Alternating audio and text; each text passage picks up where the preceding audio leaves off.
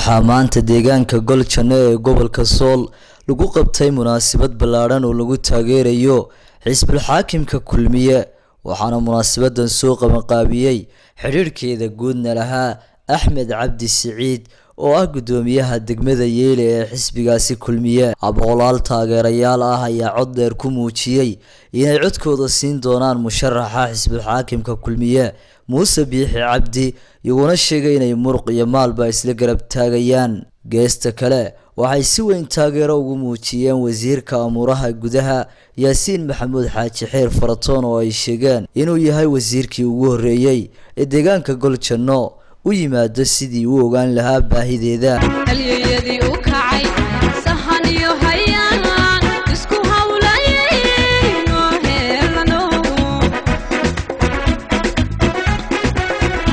waxaanu cadeynaynaa bayaaminaynaa qeexaynaa haddaanu nahay reer Golchane in aanu taageersanahay xisbiga kulmiye xisbigan oo muddo badan ka shaqeynayay degmada Golchane balse iminka ayaamkan ama wiigan si mugle uga furmay deegaanka Golchane iyagoo ay gacan naga siinayeen gudoomiyaha Yeele ee xisbiga kulmiye iyo taageerayaal fara badan oo aanu helay waxaan u cadeynaynaa dhammaan dadweynaha reer Somaliland in aanu nahay kulmiye dabkii baxaya dab lagu qabsadaa xisbi xaakimka waan taageersanahay dadweynaha ma nahay reer kulmiye kulmiye ma odaynayna sida mugta iyo miisaan kale noo soo dhaweeyay muujiyayna taageerada ay u hayaan xisbi xaakimka kulmiye aad iyo aad baan idinka mahad celinaynaa adaatiin deegaanka Golchane saaka taageeradiina aad muujiseen cududiina aad muujiseen awoodiina aad muujiseen deegaan ahaan Golchane waxa la reer guura raac iyo caruur waa loo kala waramaa isma arkaase hadaatiin reer Golchane iyo kulmiye waa loo kala sheekaya laakiin saaka anagu waxaan wakiil idinka nahay anigoo ah gudoomiyaha xisbiga kulmiye deegaanka Yeele xisbigii kulmiye waxaanu salaan idinka sidnaa xisbigii kulmiye mas'uuliyiintiisii hadaatiin deegaanka Golchane inaad tihiin Golchane awoodiina saaka waxaad u muujiseen soo kulmiye maaha soo kulmiye maniin codkeenu soo kulmiye maaha ishii bugtay ku bikaaso halkan gurigan ay fadhino hadda xafladda ku qabanano wasiir yimaada oo dadkiisa shacabka uga qudbadeeya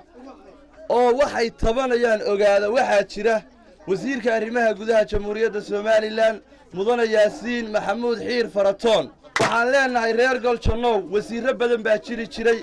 kuwa qaarkood ee idin yimi ee codka idinka doonaya xukuumadda way ahaan jireen annagoo deegaanka Golchane haddaanu odayaalnahay haddaanu dhalinyaro nahay haddaanu haweennahay annagoo aan u kala hadhin dhammaantayo waxaanu soo dhaweynaynaa xisbi xaakimka kulmiye waxaanu u mahad celinaynaa wasiirka arrimaha gudaha